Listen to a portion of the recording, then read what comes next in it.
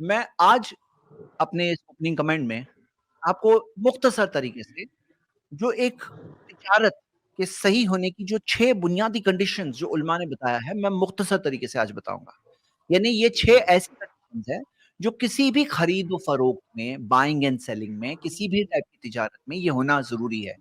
سب سے پہلے کہ رضامندی ہونا چاہیے، یعنی کہ بیچنے والے اور خریدنے والے کی رضامندی ہونی چاہیے۔ اللہ تعالیٰ نے قرآن میں کیا فرمایا کہ یا ایھا الذین آمنوا، اے ایمان والو، لا تاکلوا اموالکم بینکم بالباطل، اپنے مال کو آپس میں غلط طریقے سے مت کھاؤ، الا ان تکون تجارتا عن تراض منکم، سوائے یہ کہ تم تجارت کرو آپسی باہمی رضامندی سے، میوچول کنسینٹ سے۔ یہ سورہ نساء کی آیت ہے، سورہ 4 آیت نمبر 29۔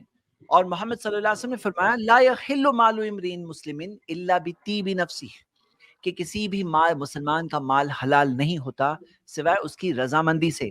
یہ حدیث دارقطنی میں ہے، صحیح الجامع میں اس کی تحقیق ہے، حدیث صحیح۔ اور اللہ کے رسول محمد صلی اللہ علیہ وسلم نے فرمایا انما البیع عن تراض، تجارت تو رضامندی سے ہوتی ہے۔ تو یعنی رضامندی ہونا ضروری ہے، یعنی کہ ایسا نہیں کہ فورس کر کے، گلا دبا کر کے، مجبور کر کے آپ نے تجارت کر لی، وہ تجارت نہیں ہوتی، وہ مال حلال ہی نہیں ہوتا یہاں تک کہ باہمی میوچل رضامندی نہ ہو۔ دوسری چیز اس کے اندر جو ہونی چاہیے کہ بیچنے والے اور خریدنے والے کا کمپیٹنٹ ٹو کانٹریکٹ ہونا ضروری ہے، یعنی بائی اینڈ سیل کے لیے کمپیٹنس ہونا ضروری ہے۔ یعنی کہ جیسے مثال کے طور پہ آپ سوچو کہ کوئی بچہ اپنے ماں کی پرس لے کے صدقے میں دے دے، بولے کہ بہت غریب ہے، میں نے دے دیا، ماں کی پرس صدقے میں دے دیا، تو یہ کیا اس لینے والے کے لیے صحیح ہو جائے گا؟ یا کوئی بچہ ہے جس کو سمجھ میں نہیں آ رہا ہے، کسی نے اس کو بیوقوف بنا کر اس سے پیسے لے لیا، تو یہاں پہ سمجھنا ہے کہ کمپیٹنٹ ٹو کانٹریکٹ ہونا چاہیے۔ اس کے بہت سارے دلائل ہیں۔ اللہ تعالیٰ نے سورہ نساء میں فرمایا وَابْتَلُوا الْيَتَامَى حَتَّى إِذَا بَلَغُوا النِّكَاحَ، یتیموں کو پرکھو یہاں تک کہ وہ نکاح کی عمر یعنی کہ بلوغت، میچورٹی تک نہ پہنچ جائے۔ فَإِنْ آنَسْتُم مِّنْهُمْ رُشْدًا، اگر تم ان میں سمجھداری پاؤ، فَادْفُعُوا إِلَيْهِمْ أَمْوَالَهُمْ، تو ان کا مال ان کو واپس لوٹا دو۔ یتیموں کا جو مال ہوتا ہے، جو ذمہ دار ہوتے ہیں، وہ سنبھال رہے ہوتے ہیں۔ تو ہم یہاں یہ دیکھتے ہیں، یہاں پہ کیا دیا ہوا ہے کہ اس کی جو ایج ہونی چاہیے وہ ایج ہونی چاہیے بلوغت کی، اور اس کے بعد بھی اس کے اندر یہ سمجھداری ہونی چاہیے to be able to take decisions. تو یہ ہو گئی دوسری چیز۔ تیسری چیز، جو بیچ رہے خرید رہے وہ حلال ہونا ضروری ہے۔ یعنی کوئی بولے رضامندی سے تو کر رہے ہیں اور حرام کام رضامندی سے کر رہے ہیں تو تھوڑی حلال ہو جائے گا۔ تو یعنی کہ شراب کوئی رضامندی سے بھی بیچے تو جائز نہیں ہو جائے گا، کہ کنڈیشن صرف رضامندی ایک ہی شرط تھوڑی ہے، حلال ہونا چاہیے، یہ بھی تو شرط ہے۔ اور نبی صلی اللہ علیہ وسلم نے فرمایا، سنن ابو داؤد میں حدیث صحیح سند سے ہے، ان اللہ اذا حرم علی قوم اکل شیء حرم علیہم ثمنہ، اگر اللہ تعالیٰ، یقیناً اللہ تعالیٰ جب کسی قوم پر کوئی چیز کو کھانا حرام کر دیتا ہے تو اس کی قیمت بھی حرام کر دیتا ہے۔ ہاں، تو یعنی جو چیز کھانا پینا، کنزیوم کرنا، استعمال کرنا حرام ہے، اس کو بیچنا بھی حرام ہے۔ تو جیسے اس کے اندر سارے آبسین مٹیریلز بیچنا، اسٹولن پروڈکٹس بیچنا، سگریٹ وغیرہ، ٹوبیکو، یہ سب بیچنا، یہ سب حرام میں آتا ہے، کیونکہ یہ سب چیزیں جب کھانا پینا حرام ہے تو اسے بیچنا بھی حرام ہے۔ اور اس کے اندر انشورنس ہے، مارکیٹنگ، بینکس کے مارکیٹنگ کے کالز کرتے ہیں، کئی بار ہمیں بلیونگ مسلم لوگوں کے کالز آ جاتے ہیں، بولے کہ آپ کے لیے لون اویلیبل ہے، لون دینا چاہتے ہیں۔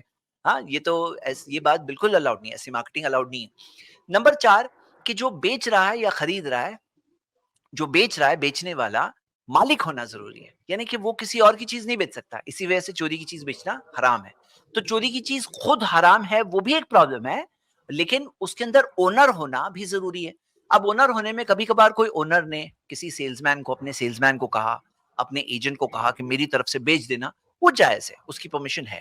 نمبر 5 کہ مالک تو ہونا ضروری ہے، ساتھ میں پوزیشن ہونا بھی ضروری ہے، یعنی اس کا پوزیشن ہونا، جو چیز آپ بیچ رہے ہیں آپ کے پاس اس کا پوزیشن ہونا چاہیے، یعنی کہ آپ کے پوزیشن میں، ملکیت میں ہونی چاہیے۔